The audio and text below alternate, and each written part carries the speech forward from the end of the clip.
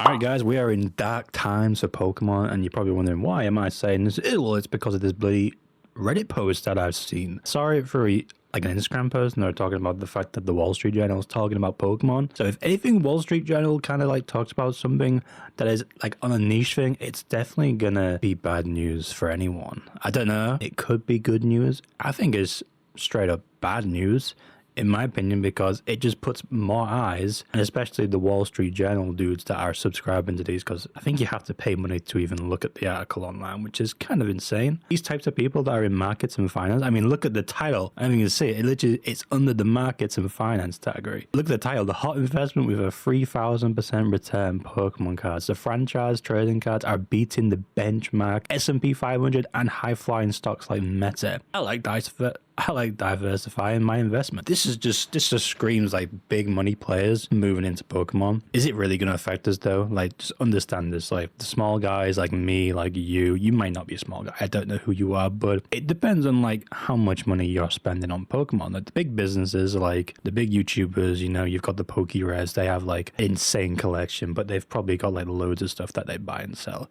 So I feel like this is probably mainly towards like the really expensive like modern / vintage cards. I don't know, even booster boxes and sealed stuff. Like, it's gonna change, I think. I don't know. Let's take a look at what people will say. I miss when I can go up to a store and find a pack of Pokemon cards easily. Now it's a pain to find them. Now, it depends on where you live. I did actually find 151 yesterday. My little local shop, hidden away. I was able to go there in the morning. I thought there might have been a massive queue because I was very unexpected just because it was 151. Saw their Instagram post, but they don't actually have many followers, like 200. But I went in there 20 minutes before it opened and there was no queue. I was able to get a 151 tin, so I was happy about that. Some places that you can get stuff, you just gotta like find those like hidden locations really. But I mean, to be fair, Pokemon's not really a hidden location anymore. Everyone knows about Pokemon, so it's gonna be a lot more harder, especially to find stuff, because you know, if it's a shop that likes Pokemon as well, they're going to want their cut before, you know, they give it to the public. But yeah, let's take a look.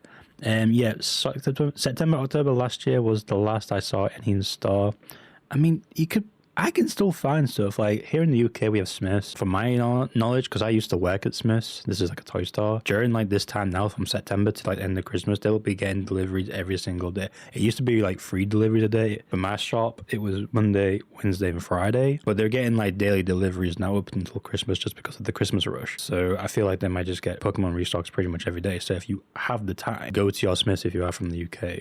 And go daily if you can before work. I don't know when they open. I think they open at 9, but it depends on what you can kind of do. But it's difficult because, you know, it's definitely more of like it helps the unemployed more than, you know, the ones that are working, if you get what I mean. But let's take a look. Try Barney's and Noble. This is more like American stuff, because I think this is obviously more speaking about Americans versus, you know, the UK. A lot of stuff has increased in price, and I have noticed like my Shroud of Fable ETBs, my Pokemon Center ones. I literally last month was about to sell them for like just a bit over retail. I just got like 2 cases of them, and now they're like 125 plus. So I'm glad I kept them. I'm gonna keep them again because I feel like at this rate, anything Pokemon wise is just slowly going up. It is scary because it's like, you want to, if you are buying to like invest, you do want to like bring in the profits to buy more stuff, but it's like when kind of thing. Obviously, when Phantasmal Flames eventually does their pre-orders, like the money can go towards that. You diversify like the investments, etc. I mean, I don't really play the game, but I do like a few Pokemon, so I do collect some of the cards.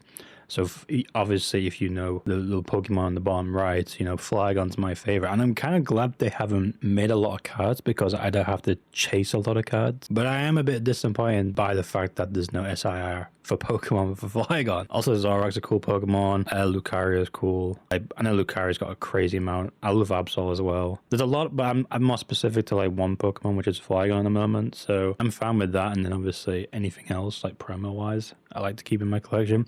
I'll make a video on like my seal collection because it is a little bit bigger, and you probably don't know because you only see a screen at the moment. But I have a shelf due to be put up soon, hopefully. Most of my Pokemon boxes are just sat behind me on the floor. They have no place to go at the moment. So I'm trying to find like a shelf to like display them a little bit better. Crazy times for Pokemon. I'm not gonna lie. The fact that they've talked about this with 3,000%, people are gonna look at that number and go, I want a piece of the pie. And even more people are gonna be like investing, right?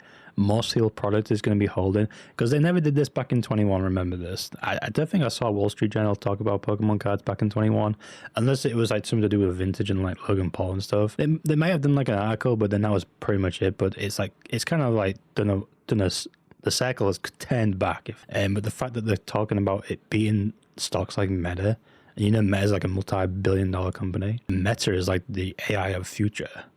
And if the AI of future is losing to like Pokemon cardboard, that's a little weird. That's a little scary.